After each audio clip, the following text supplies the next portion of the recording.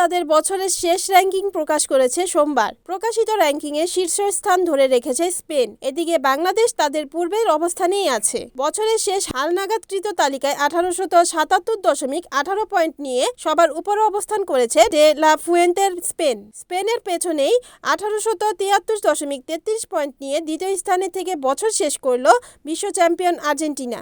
র্যাঙ্কিংয়ে শীর্ষ 5-এ থাকা বাকি দলগুলো হলো যথাক্রমে ফ্রান্স, ইংল্যান্ড ও ব্রাজিল। তালিকায় প্রথম 33টি অবস্থানে কোনো পরিবর্তন আসেনি। এদিকে এশিয়ান ফুটবল প্রেক্ষাপটে বাংলাদেশ আগের মতো 180 নম্বর অবস্থানে থাকলেও পয়েন্ট সামান্য হেরফের হয়েছে।